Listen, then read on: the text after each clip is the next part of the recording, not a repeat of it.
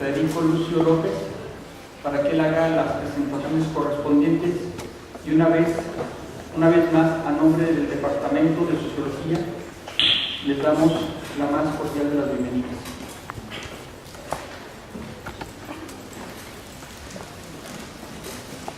Muchas gracias a Pablo Casillas por sus palabras y por su intervención para dar por iniciada la conferencia magistral con Mario Martí, tres de los mejores especialistas y los mejores investigadores de la Universidad de Guadalajara que conocen el tema en profundidad y que finalmente aceptaron tener esta participación. Bueno, vamos a arrancar con un problema complicado, un problema que cobra un interés particular dado los recientes acontecimientos que han ocurrido en Michoacán y que nos preocupa, por supuesto, a todos nosotros.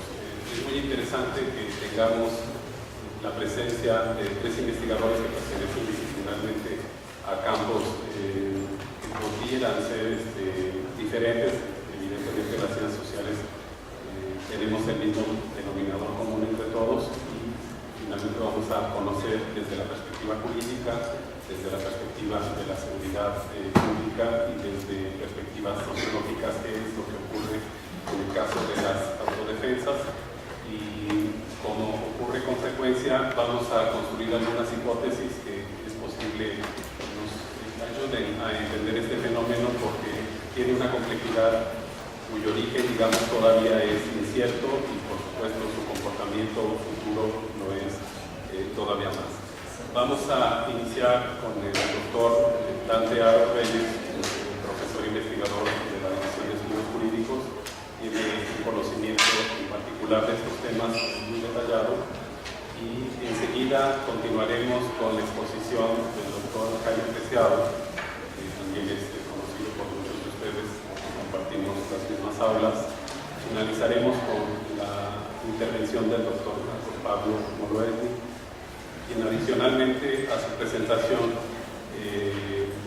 propone observar un testimonio del doctor Mireles, uno de los líderes de las autodefensas, que probablemente, digamos, ya lo conocen porque ha sido un video ampliamente difundido, pero en el contexto de la presentación conviene escucharlo.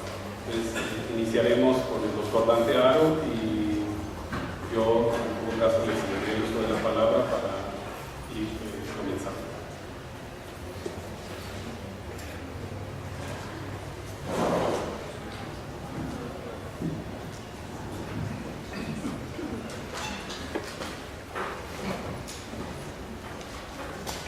Muchas gracias, muy buenas tardes.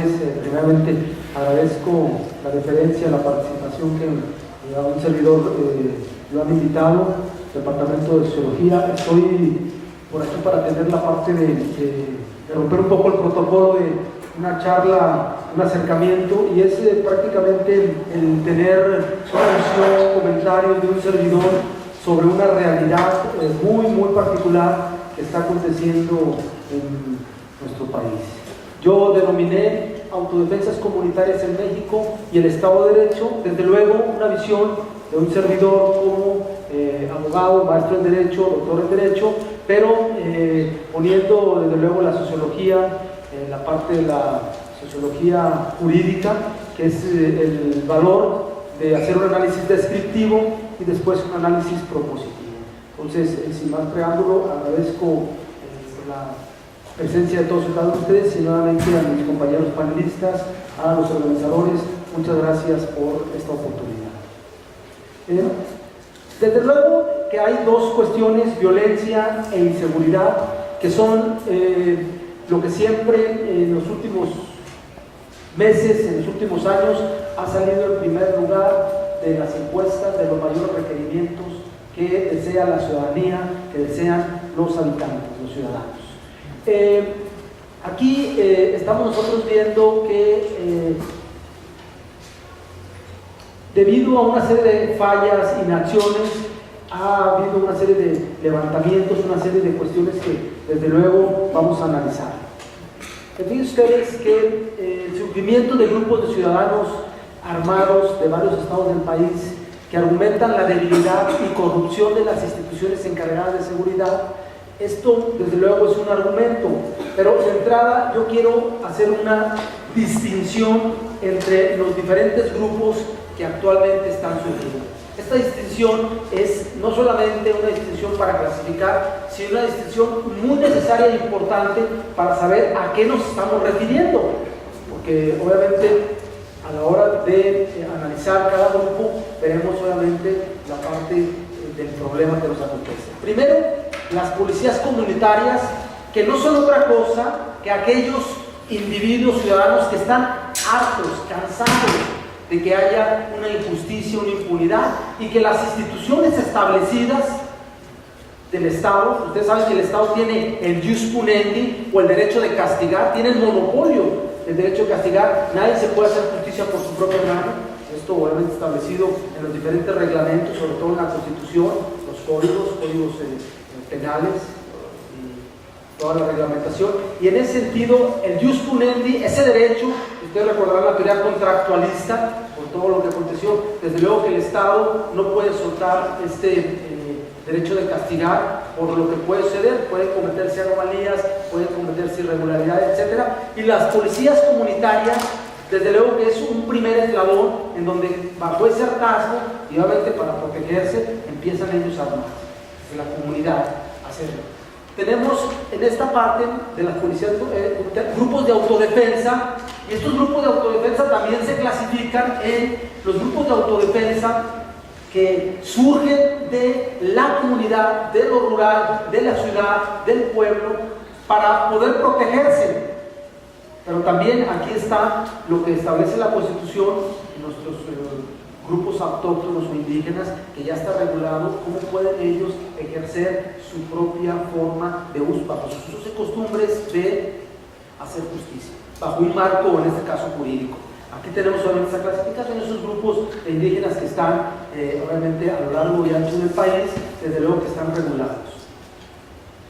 Después, estos grupos de autodefensa están de alguna manera clasificándose también con paramilitares, y en este sentido la palabra paramilitar, a la manera como se dio en Colombia, es que no sabemos cuando ese grupo de alguna se levanta por causas legítimas, y después en este caldo de cultivo que es obviamente una inacción de las instituciones, se presentan oportunidades para que también grupos de poder, delincuencia organizada, grupos de narcotráfico armen a grupos de ciudadanos, muchas veces de buena fe, otros en este caso infiltrados, y sobre esto armen un grupo de autodefensa. Entonces, aquí, en ese sentido, el ver la parte de las dimensiones de la clasificación, habrá en ese sentido que partir de esto. Siguiente. Vemos aquí que hay un problema, está la parte que no se alcanza a distinguir muy bien, pero están estos tres puntos: los grupos comunitarios civiles autóctonos, los grupos de autodefensa, los grupos paramilitares que en este sentido pueden caer muchas veces, decimos, por las armas que portan, por la serie de situaciones, en cuestiones de financiamiento ilegal, por así decirlo, de operaciones ilícitas, y que están de alguna manera trascendiendo esto. Se pregunta aquí, como un punto, si se conoce ya los grupos de autodefensa y está viendo ya cada vez mayor la parte de la presencia a partir de finales del 2013, hoy finales del 2014, principios de año. Vemos obviamente que ya empiezan, sobre todo en la parte nacional, que se conoce un 78% y solamente no un 22%. En el Distrito Federal y en el resto del país obviamente también están las cifras muy parecidas. Ya hay obviamente una permeación. Y aquí tenemos una parte de la presencia civil de los levantamientos, dentro de los que se han de alguna manera investigando cuáles son los estados de la Federación, de la República, que por un lado han tenido la presencia de levantamientos, aunque sean momentáneos, no solamente es enfocarnos en el caso Michoacán, que hoy tiene obviamente muchísima prensa, sino hay otras latitudes que estamos viendo que a nivel de Estado ya se presenta como un poco rojo. Muchos no son difundidos, muchos son acallados, muchos solamente no se conocen, muchos duran poco. Es decir, estamos aquí ante la presencia de la fotografía del momento. No sabemos lo que pueda suceder después, y lo que está sucediendo actualmente es lo que se tiene de alguna manera la presencia. Tenemos aquí también otra parte que es la parte de se aceptaría integrarse a la policía comunitaria, ser parte de esto, y una gran parte está de acuerdo en proteger su integridad, su vida, su patrimonio, su familia. Es decir, hay una parte que hay que distinguir entre legitimidad y legalidad.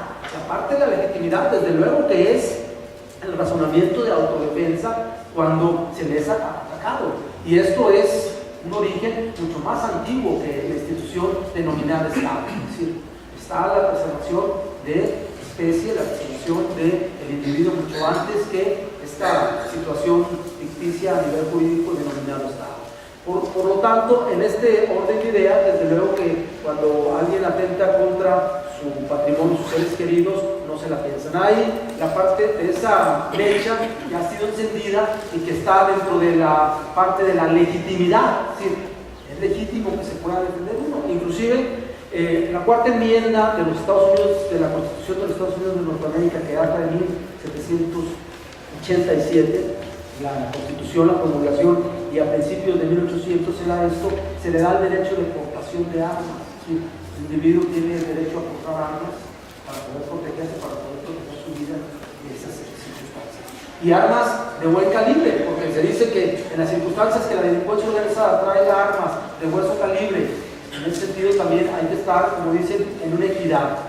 Si uno trae armas de grueso calibre, también el ciudadano tiene que armarse de grueso calibre. Esa es parte de la argumentación que traen, y dados en este caso los armadores, los que están a favor de la venta de armas en Estados Unidos, con esa prioridad. Aquí en México las cosas son diferentes, hay una serie de reglamentaciones y hay la ley de armas de uso exclusivo del ejército, y en ese sentido el hecho de que una persona que no esté dentro del ejército, no tenga la parte de los permisos, a la hora de tener un arma ya está contraviniendo, y ahí estamos hablando de legitimidad versus legalidad.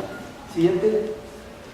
Y bueno, aquí tenemos la esfera de las diferentes cuestiones que podrían pegar en la parte sobre todo de las comunidades indígenas, de sus costumbres, respetando sus diferentes tradiciones en un marco de respeto. La Constitución, nosotros recuerden que tenemos, al menos en teoría, una forma federal, y esta forma federal, la máxima expresión que puede haber en la forma federal es el federalismo, que no es otra cosa que significa el respetar en cada uno de las partes integrantes de una federación lo que es el respeto de sus tradiciones, su cultura, su idiosincrasia, en el marco obviamente de una unión.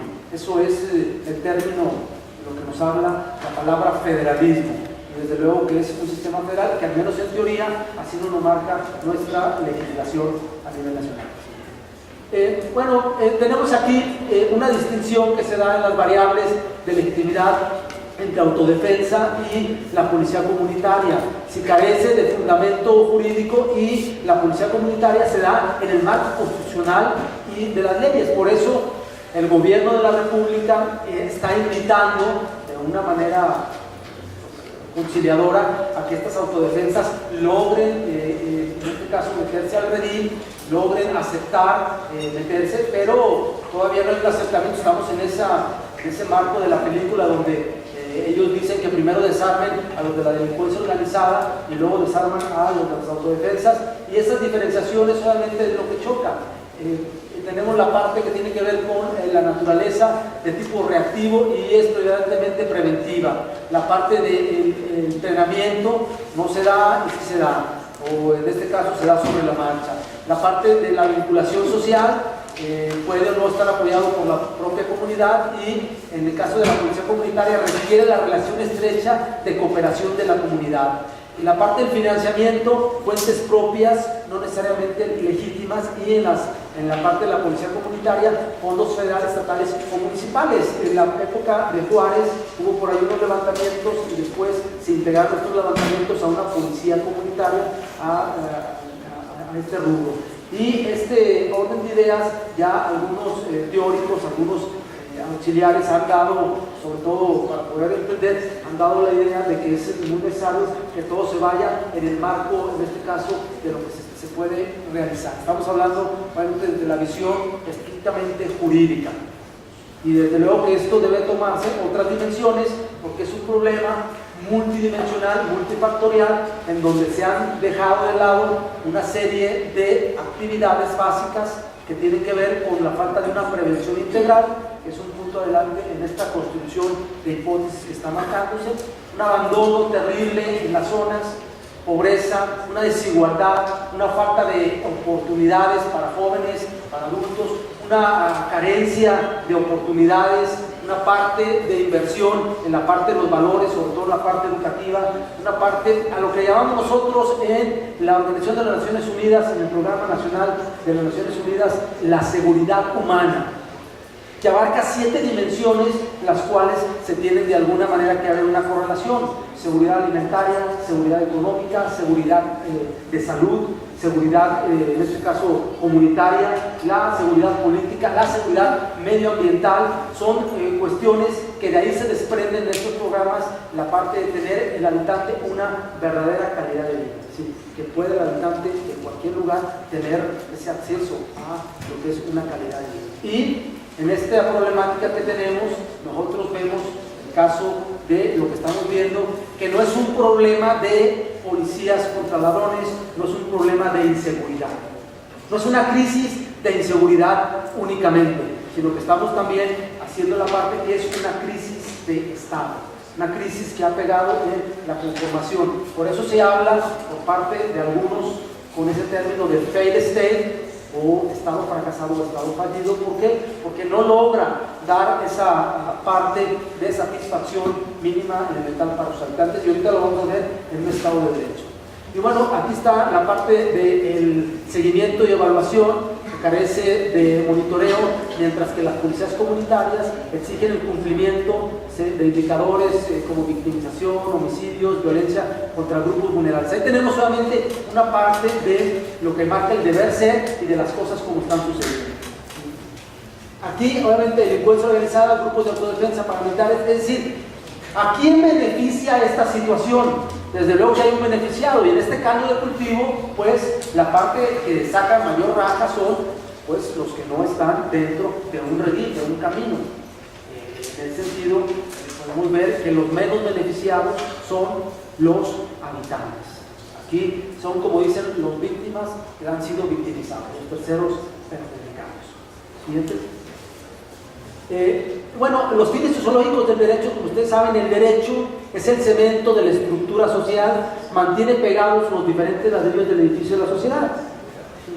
Pero ¿qué pasa cuando pues, en la organización social, en la solución de controversias, en la orientación y persuasión social, en el contrato social que nosotros hablábamos, legitimador y limitador del poder, en la distribución de cargas, pues hay unas fallas estructurales que ahora sí es explicarnos cuáles han sido las motivaciones, que todos de alguna manera lo sabemos, pero realmente cuál es la parte que estamos viviendo desde la visión de la parte jurídica.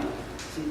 Y aquí es donde yo explico la parte del Estado de Derecho, que representa la confluencia de diferentes principios, postulados filosóficos, políticos, de diversos pensadores, variados movimientos y fuerzas históricos, los cuales toman cuerpo en un conjunto de estructuras e instituciones que apenas en tiempo reciente se reconocen como elementos congruentes de un modelo del Estado liberal occidental. Aquí quiero explicar estos dos ejes, los dos ejes del Estado de Derecho, una relación que tiene que haber entre el Estado y los ciudadanos, es decir, entre las instituciones establecidas, Estado, con los gobernados, gobernantes y gobernados, y el otro eje, que es un eje más bien, en este caso, horizontal, entre el ciudadano con el mismo ciudadano. Cuando se rompe el equilibrio, cuando hay un abuso por parte, ya sea de las instituciones hacia los ciudadanos, desde luego que ahí hay un rompimiento de la parte del Estado de Derecho. Y cuando entre ciudadano y ciudadano la parte se vuelve, pues volvemos a la parte de la lógica hobbesiana, de la ley del más fuerte, el que tiene más salida como más pinones, y eso resulta obviamente muy, muy peligroso, porque entonces vemos que el que tiene El poder económico o el que tiene las posibilidades es el que de alguna manera va a estar dominando. Entonces tiene que haber un control, tiene que haber una serie de estructuras, sobre todo de procesos, que tienen que armonizar estas pendientes que estamos viendo. Y aquí llego que la conformación de un Estado de Derecho, de todo lo que estamos viendo, existen elementos mínimos esenciales que marcan la parte de la composición, y estos elementos mínimos esenciales son, primero, un imperio de la ley, imperio del derecho, que se respete la parte de ese ordenamiento político. La parte del respeto de los derechos fundamentales, una división de poderes y sobre todo que existan garantías institucionales que nos vengan a dar la parte de certidumbre, imparcialidad y acceso. Y en este sentido hay lugares del país, hay diferentes, ahora sí que zonas del país que no se cumple esto. Es decir, estamos de alguna manera en un estado. Por eso, a la hora de avanzar desde la explicación, desde el punto de vista de lo jurídico, aquí el vacío que se tiene de poder lo toman otros tipos de entes. El Estado suelta esa parte que tiene que ser suya. Y fíjense ustedes, ya haciendo la parte del contraste con una realidad actual, no sé cuánto tiempo. Okay. Una realidad actual. Miren, fíjense ustedes, a ver, la explicación que podemos dar, un acercamiento. La percepción ciudadana, ¿a quién se beneficia con las leyes? Y vemos nosotros que ahí existe un 63.3% según estas encuestas, que el beneficio es de unos cuantos. Aquí estamos también en la explicación, es decir, si hay leyes, si esta es la parte positivizada, pero pues muchas veces las leyes son puestas a modo en muchísimas partes. Y esto de alguna manera viene pegando en la parte de la percepción del grupo de ciudadanos que en este caso está intranquilos, está en este caso insatisfechos con este tipo de cuestiones. Siguiente. Fíjense ustedes que la percepción ciudadana, las leyes en México se usan para, y aquí tenemos un 39.9% para defender los intereses de la gente con poder. Sí, hay una percepción ya de por sí en donde pues, una serie de cuestiones que ya están muy amagadas, y por otro lado está la parte también que tiene que ver con el punto de cumplimiento de la ley. Y esto es a lo que voy, una realidad que bueno, ya se ha hablado por parte en anteriores ocasiones del doctor Marcos Pablo Moldovnik, de Cepeda Lepona, de otros que han dado indicadores, y esto es el efecto embudo del sistema mexicano. El sistema de justicia y seguridad está en una crisis como no tienen ni idea. ¿Por qué? Porque el grado de impunidad, y entendiendo impunidad con la doble variante, no solamente la protección política que se tiene sobre los funcionarios o sobre el grupo de amigos para protegerlos y que no les pase nada, sino la impunidad en general, es decir, aquella persona que delinque, aquella persona que viola un reglamento, una ley, aquella persona que rompe la parte del imperio legal, tiene únicamente alrededor de 2% de posibilidades de ser castigado. Es decir, estamos hablando que hay una gran cifra negra de delitos que no se denuncian. Actualmente, el último censo que se da, que es la encuesta nacional de victimización y percepción de seguridad que da el INEGI, en diciembre del 2013 están los resultados, nos habla aproximadamente de un 88% de delitos que no son denunciados, solamente la realidad de 12% de esos delitos. Y de esos delitos aquí estamos nosotros hablando que estamos viendo cómo en una averiguación previa, en un proceso penal y en una ejecución de sentencia condenatoria, es decir, que se logre llevar a los resultados, únicamente 1.7% se le castiga con más de 3 años. Ya entonces, de hecho, tenemos un grave problema en donde ese jus cunendi, derecho de castigar, pues está mal porque no se está castigando, está el delincuente, hay una serie de cuestiones y eso viene acumulando como una bola de nieve la serie de percepciones que se tienen. La cifra negra de México ya lo decía, es la última, y la parte de los motivos de no denuncia. Fíjense ustedes, se considera una pérdida de tiempo un 35%, desconfianza en la autoridad 18%, no tenía pruebas 14%, trámites largos y difíciles 8%, delito de poca importancia 8%, por miedo al agresor 8%, por miedo a la restricción 1% y otros 8%. Aquí tenemos una serie de causales que hacen que haya esa separación que tenemos hoy en día entre las instituciones establecidas, esa falta de credibilidad que tienen estas frente a la ciudadanía, frente a la población, y todo esto de alguna manera viéndose a la luz de esta realidad. Y luego, cuando se animan a denunciar, ¿qué sucedió con su denuncia? De esas pocas personas que se animan a denunciar, aquí tenemos que alrededor de un 49% pues no pasó nada. Es decir, no sucedió nada, está durmiendo el sueño de los justos, no hay la parte de la motivación. Después viene, está en trámite 26%, se detuvo al delincuente, pero salió libre 10%, se detuvo al delincuente 7% y no procedió 7%. Entonces esto hace que exista incrementándose esta parte, y la culpa no solamente es del Ejecutivo, del Legislativo y del Judicial, sino una serie de procesos que encaminan este sistema de justicia penal y que ponen, vuelvo a decir, en evidencia ese caldo de cultivo a nivel nacional y focalizado, aumentado con todas las circunstancias que tienen que ver con extorsiones, levantones, cobros de piso, impuestos para la delincuencia que están dándose y sin que suceda nada. Sí, volvemos a lo mismo, es impunidad que se presenta.